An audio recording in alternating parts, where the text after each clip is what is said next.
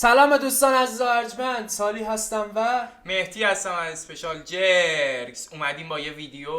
چه ویدیویی؟ ما بعد از کلی حرف و اینجور چیزا تصمیم بیا بالا ببینم. تو نباید اینجا میبودی. تو راه خوردم به صندلی. تو اینجا چی کار میکنی؟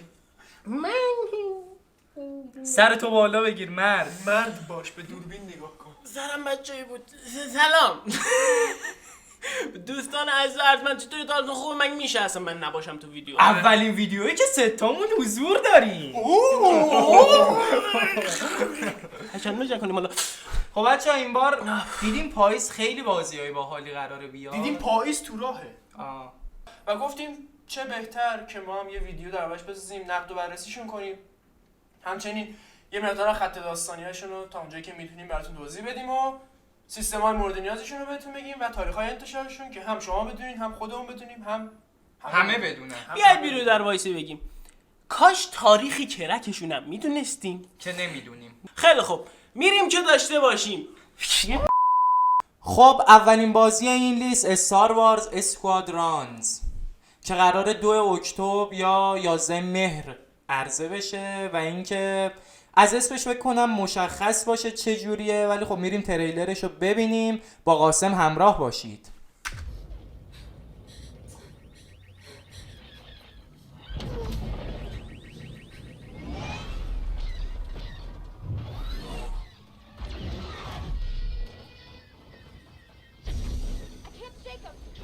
Giving engines full power.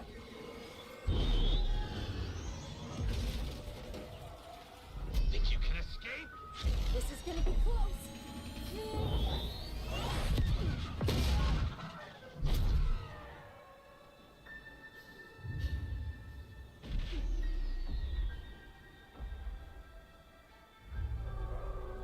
Pilots,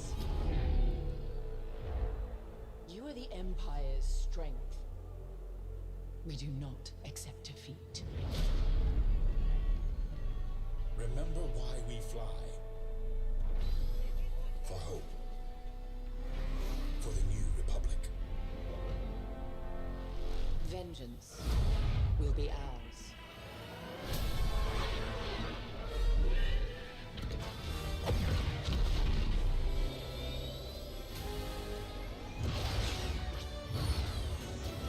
Seize that moment. When the perfect shot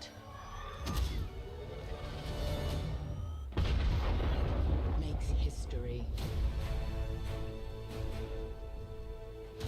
5 pilots. 1 squadron. The galaxy's finest.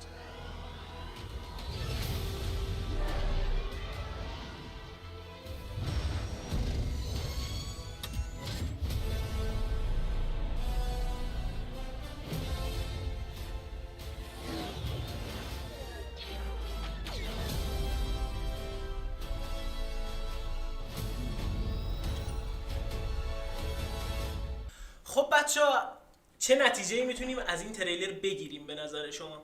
اولین نظر من اینه که خب این بازی نسبت به بازی قبلی که ای از استار وارز داده بود استوری محور، این داستان محور نیست. چرا؟ چون معلومه تیما جلوی همدیگن و چجوری بگم، RPG نیست، رول پلیینگ گیم نیست. شما آنلاین بازی میکنید این بازیو و سوار جتین و جلوی هم دیگه میجنگید. حالا اطلاعات زیادی درباره این بازی فاش نشده، در همین حال از همه بازی زودتر عرضه میشه و یه ذره خب این به هیجان میاره آدمو و یه ذره آدمو میترسونه، چون این یه ذره شرکت پول پرستیه. امیدوارم چیز خوبی ازش در بیاد، طرفدارای خودشو داره این سبک و فقط همینو میتونیم مثلا حدس بزنیم که این بازی آنلاینه، تیمای 4 یا 5 نفره روبروی همدیگه قرار میگیرن و جت فایتینگه، یعنی سوار جتن و با همدیگه میجنگن. خب از قاسم تشکر میکنیم. تریلر هم دیدید. نسخه قبلیش جدای فالن اوردر استار وارز از نظر گرافیکی فوق‌العاده بود و نمیشد ایراد گرفت. کلا ای نمیشه ایراد گرفت به خاطر گرافیک خیره کنندش.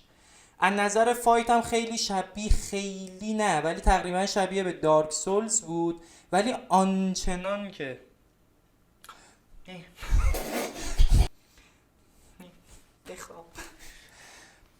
ولی اونجور که باید دیده بشه دیده نشد. سر همین خیلی انتظار میره این نسخه، البته خب سبکش متفاوته، کاملا مشخصه، که ببینیم حالا بیاد و روندش ببینیم چه جوریه.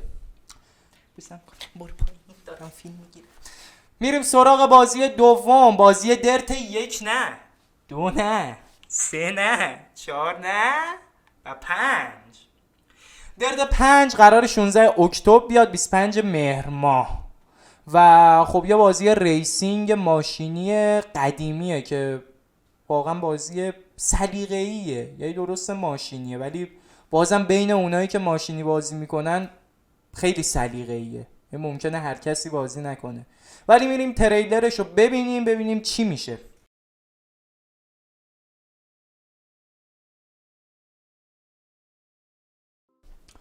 خب دیدیم تریلرشو، البته فکر نکنم اسمشو بشه تریلر گذاشت، بیشتر شبیه تیزر تبلیغاتی بود، یعنی داشتش چیزایی که توی گیم میتونست انتخاب کنی مثل پیس، مثل به هر حال شخصی سازی یا کاستومایز ماشین، همه اینا رو داشت نشون میداد، ولی در کل بازی خوراک دریفت دوستاست، یعنی اونایی که دریفت بازن و ولی سخته دیگه، ولی خیلی حال میده به نظر من خودم ریس بازم و خیلی هم مشتیه.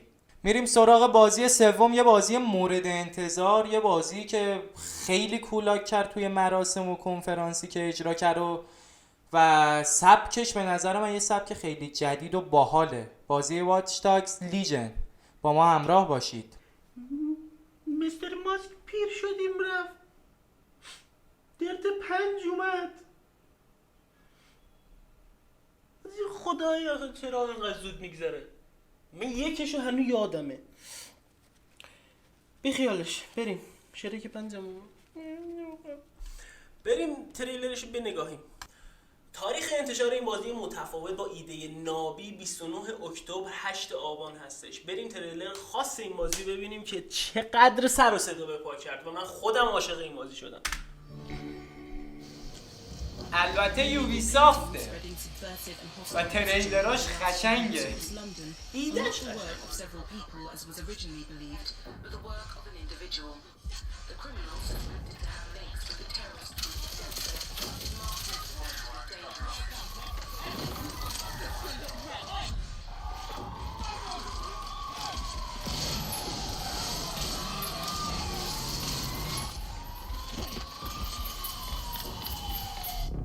Authorities recommend not to approach the individual.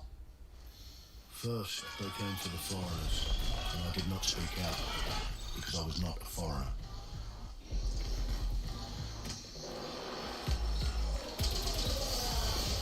Then they came for the protesters, and I did not speak out because I was not a protester.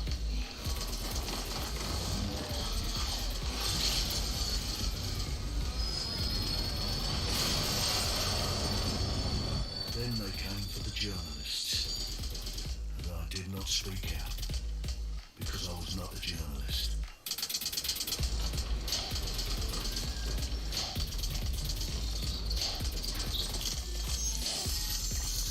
And then they came for the street artists, and I did not speak out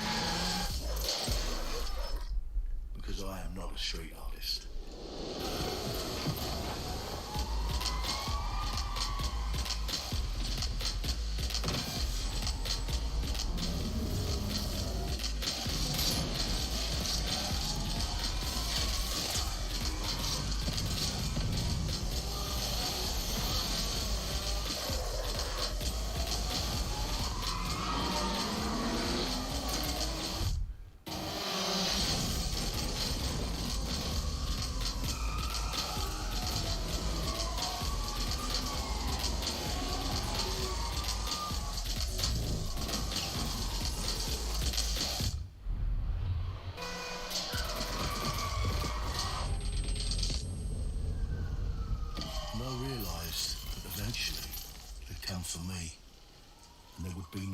left to speak for me.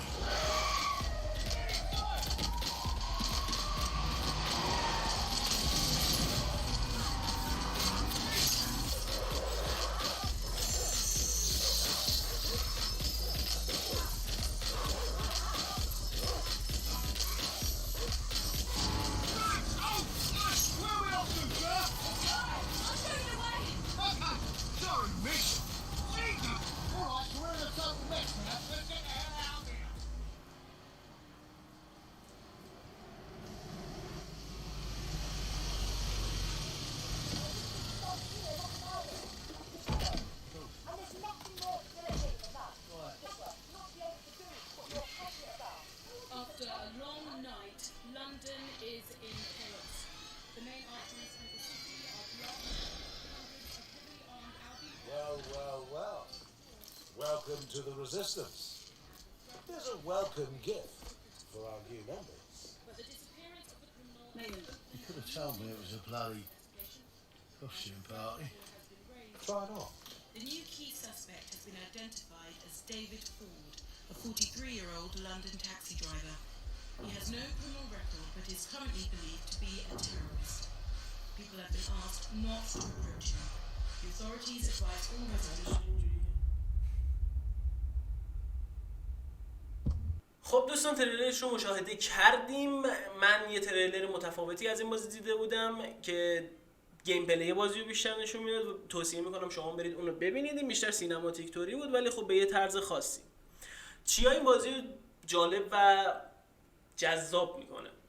یک ایده قشنگ این بازی که شما درست RPG بازی رول پلیینگ کاراکتر رول پلیینگ گیمینگ کلا، یعنی شما باید در نقشه یکی باشید ولی یک شخصیت یک کاراکتر ثابت ندارید. بازی درباره یه انقلابه.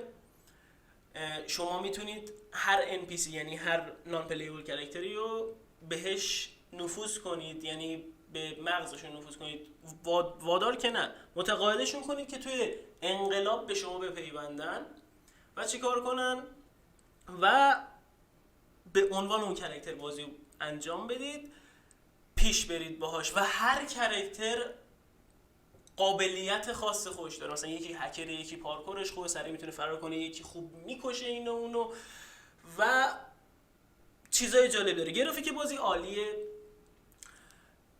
کلا که نمیشه به تریلرهای یوبیسافت اعتماد 100% کرد ولی به نظر گرافیک بازی خوب میاد. گیم پلی بازی بی‌نقصه تا اونجایی که توی گیم پلی ها نشون دادن، یعنی واقعا نوع پلی دادن عالیه. داستان بازی زیاد مشخص نیست ولی ایده بازی عالیه. یه سری شخصیت های معروف هم داخل بازی داره، مثلا چه میدونم جان ویک رو شما میتونید توی بازی پیدا کنید، کاراکتر ژانر جان ویک، خود جان ویک که یه قاتل حرفه‌ایه و یه جوری باید، نمیدونم چه جوری ولی یه جوری باید متقاعدش کنید که به انقلاب شما بپیونده و خب هر انقلابی که جان ویک داشته باشه پرنده است 100%.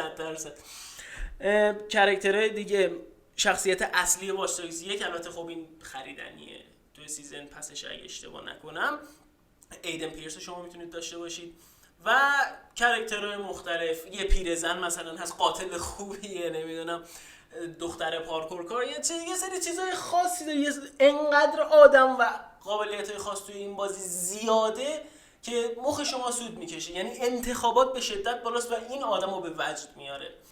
کی فکرشو میکرد به اینجا برسیم؟ هیچ کس نمیخواست، هیچ کدوم از ما نمیخواست بحث به اینجا بگیره. اصلا نمیخواستیم این بازی رو بریم. قبل ریکورد ویدیو 1 ساعت و نیم داشتیم جر بحث می‌کردیم. یک ساعت اینجا داشتیم همدیگه رو جای جر میکردیم هنوز همدیگه رو.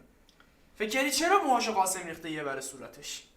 من فقط میتونم سکوت کنم به خاطر خاطرات خوبی که برامون ساخته. به من خودم اساسین کرید فن نبودم ولی خب دوست داشتم سری. خاک تو سر یوبیسافت، خاک، ببین خاک.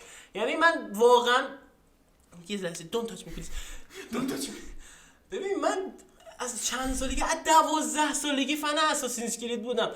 به طور ریشه و بنیاد این فرانچایز رو به لجن کشیده. آدم دیگه روش نمیشه بازی رو بگیری، یعنی خجالت میکشی. من واقعا اساسین کرید اودیسه رو فقط روی تعصب تمامش کردم. 55 ساعت گیم پلی زجرآور بود برای من، به شدت زجرآور. آخه یعنی چی؟ آخه ببین بحث اینه اسمش آساسینز کریده و میبینی 100% گیم پلی تغییر کرده. گیم پلی داستان هیچ ربطی به هم دیگه نداره. اصلا یه چیز یه هیدن بلید، یعنی امضای اساسینز کرید واسه یوبی سافت یه هیدن بلیده. خدا رو شکر توی والهالا هیدن بلید رو داره، توی اودیسه نیزه داشت طرف. بریم تریلرش رو ببینیم، شاید نظرمون تغییر کرد. نه 100%. They are heartless.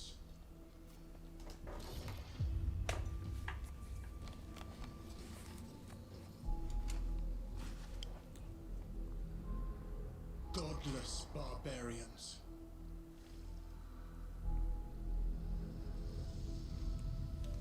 چقدر شبیه رگنار تو وایکینگز. البته یه چیزی کاری ندارم به عنوان ببین یه ویدیو سینماتیک گرافیکش قابل تحسینه. سینماتیک ببین همیشه یوبی سافت خوب کار کرد. اصلا سینماتیک چه خوب کار نمیکنه. من یه شرکت بگم سینماتیک اصلا نمیده ولی داره عالی کار میکنه، هیچ نقصی هم توی بازیش نیست، ولی تنها بدیش اینه که دیروز بازی میده راکستار. اصلا نیاز نیست اسمشو بگم. ببین راکستار میدونه بازیشو بدون هیچ تبلیغی بده فروششو. این رولز رویز میمونه. کسایی که راکستار رو میشناسن وقت نشستن پای تلویزیون ندارن که تبلیغ وقت نشستن پای تریلر سینماتیک عالی بود. ببین قشنگ بود. مثال بی ربط ولی زیبا بود.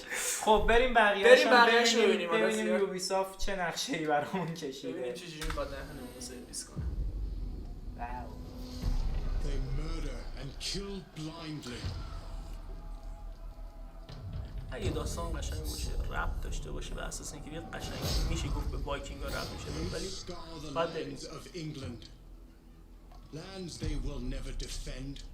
از اول تریلر مکالمه رو گوش کرده باشی، هر چی اون یارو داشت پس زمینه میگفت اینا داشتن نقض میکردن. گفت آره. they are godless barbarians. خدا داشتن چیز میکردن. میگه رحم ندارن، داشتن با بچه‌ها بازی میکردن. گفت they kill with no mercy. بعد دیدی جلوی زن و بچه تبرشو گرفت جلوی سپر یارش، گفت نزنشون زن و بچه‌ن. یعنی بدون رحم میکشن، یعنی اصلا رحم ندارن. آره گفت اینا یه سری مثلا داشتن نقض میکردن، میگفتن که وایکینگ‌ها اونقدرام که بد میگن نیستن. خب ادامه بده. بیشتر می‌خواستن تاثیر نه گذار ببین نمیشه گفت هیچ قومی اینجوری بوده. باید اون موقع باشیم، واسه خیلی وقت پیشه تاریخ عوض میشه. ولش میشه کن. باشیم، نمیشه این بحثا رو بخیر. میشه باشیم، میشه بریم بربرچیم. The time has come to speak to them in a language they will understand. نه پادشاه نه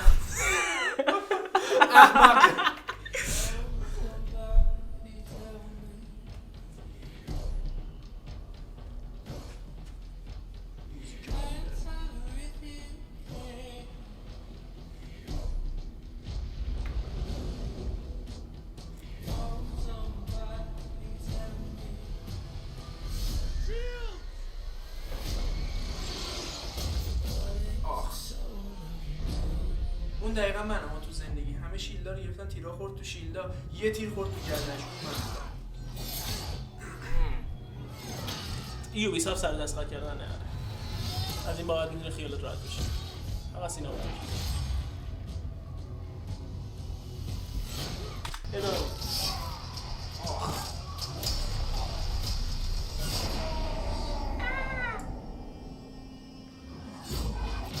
اوه هدشات. اینا اگه الان بهشون یه اسنایپر بدی یه آمریکا رو میزنن همه. خب دیگه نشونگیشون خوبه. آقا چوب بده دستم. گوله بده پس. آره.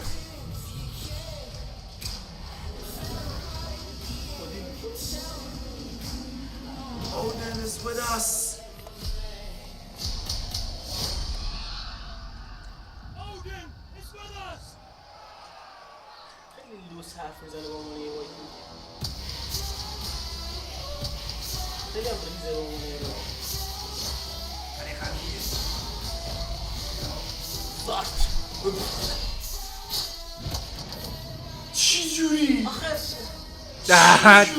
در آورد تو آقا تو پا. رشته فیلم سازی من بهش پیشنهاد میکنم بره بالیوود ثبت نام کنه.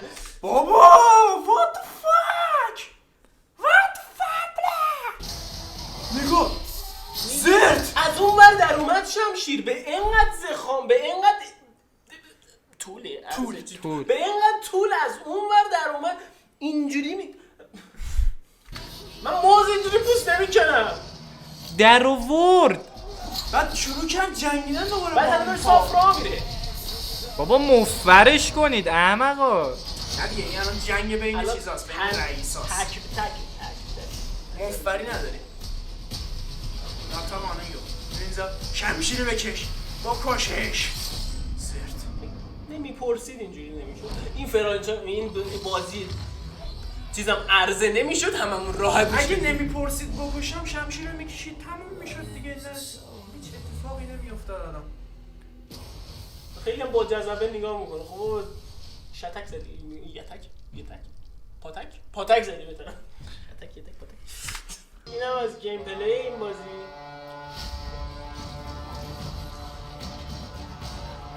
یس دارک سولز با موومنت بالا. ابیلیتیز Really؟ لولیه تا لول 60 بود آخری اگه درست یادم باشه. یعنی ویچر خب یعنی قشنگ میتونم بگم اومده ویچر رو با دارک سولز رو ترکیب کرده یه ذره آسون‌تر. اینا ببین اینجا نگاه، این مثلا زورته، این میزان دیدته، این چه میدونم سرعتته چون گرگه. خرسم که نشان زوره. اصلا ماهیت بازی رو عوض دقیقاً کردن. ویچر رو با دارک سولز رو قاطی کرده. یه هیدن نه این چیزشه، این دستبندشه. میدونم بابا یعنی چی آخه شما اینقدر چی بهش میگن باید وایس اساسی نیست، شما باید بری به هدفت برسی توی بازی. اینجوری بود بازی. الان بیشتر باید بگردی دنبال گیر بهتر تا بتونی یعنی گیر همونه دیگه ور وسایل بهتر تا بتونی مرحله رو بری. فقط تو داری از احساسی اجرا میکنی. واقعا یوبیسافت هیچ خب آقا چیزی همینه. آدم اگه استوری مود خوب باشه لحاظ احساسی میچسبه. آقا آخه ببین بحث الان این اصلا کاری نداریم استوری شاید خوب باشه ما نمیدونیم بازی نکردیم اینو. شما از پیش ما الان تنها مشکلمون اساسینز کرید قبل این اسمشه. یعنی اگه اسم این بازی میشد والهالا هیچ مشکلی هیچ اساسینز فنی باش نداشت. یوبیسافت میزد چه میدونم وایکینگز والهالا. آقا اصلا خودت تصور کن میری سرچ میکنی کالکشن اساسینز کرید شروع میکنه چیدن واسط آخریه رو میبینی میریزی یهویی. یه مقدار یه گیم پلی ببینیم. بله کومبو داره. یا مثلا چیزه دیویل میکرایه. بذار ببینم. دیفلکت هم داره. دفاع رو دیدی؟ چقدر غیر واقعی بود. اساسین کرید والهالا 10 نوامبر 20 آبان. بیاید با این دیدگاه به بازی نگاه کنیم که اساسین کرید نیستش. من خودم خیلی با قاسم این حرفو زدم. گفتم قاسم فکر کن اساسین کرید اولش نیست. فکر کن داری یه بازی به نام والهالا پلی میدی. خب از بحث اساسین کرید از بحث والهالا اومدیم بیرون. حالا بریم یه بازی بگیم همچین بجوشونه، همچین روح گیمرها رو بلند کنه از جاش. بریم اول تاریخ انتشارش 29 آبان میاد. خیلی دیره، فکر کنم 3 ماه تاخیر خورد، 4 ماه تاخیر خورد. خیلی تاخیر خورد این بازی. قرار بود تو این تابستون بیاد بیرون که یهو تق زدم پس کله گیمر برو گامشا بیرون بینم. 3 ماه تاخیر. الان 29 آبان میاد، 19 نوامبر منتظرشیم و خود CD پروژکت رد چیز کرده گفته که دیگه تأخیری روی این بازی نمیخوره. CD پروژکت رد پرزنتس.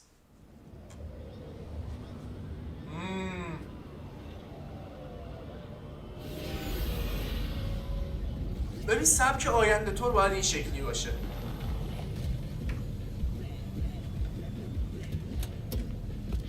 قشنگه، دوستش دارم.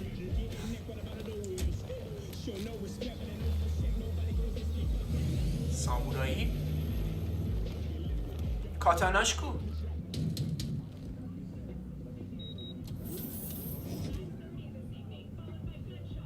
چرا شبیه باتیستایی؟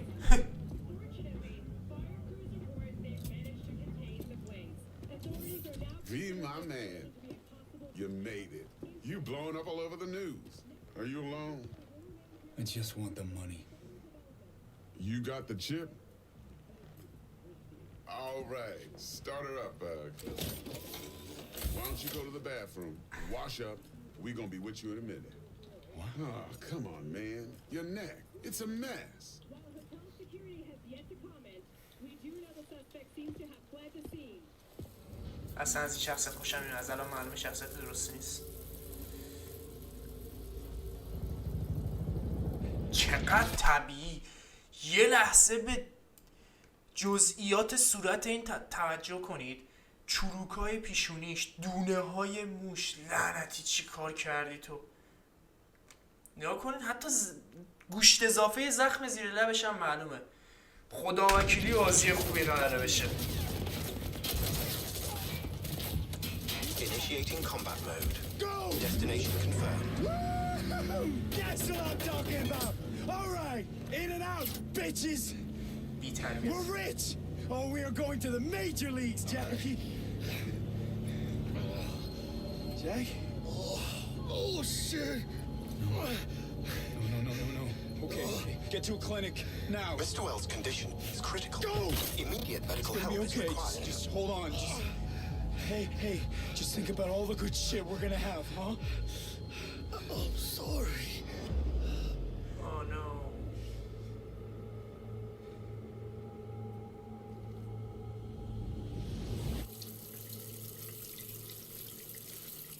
چقدر طبیعی.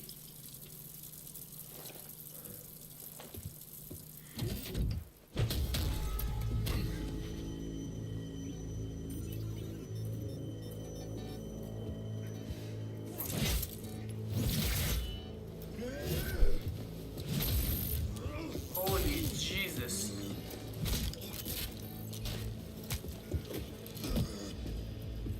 Just take the fucking chip, Dex.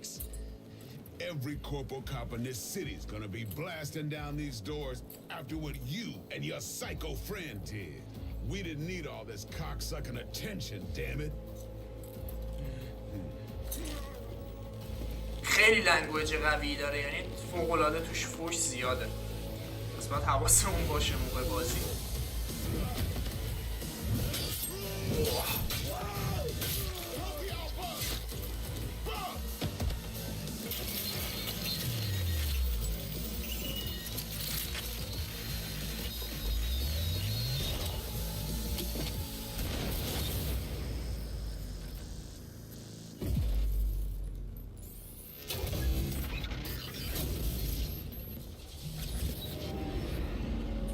آشغالدونی بودن شد از جاش.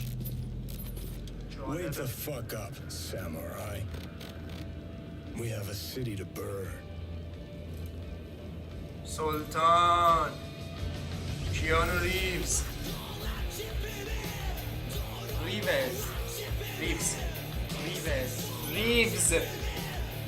یه نکته قابل توجهی هم که باید درباره این بازی بگیم اینه که طبق چیزی که خود CD پروژکت رد گفته بود، این بازی 3 تا شروع داره تو 3 تا طبقه مختلف.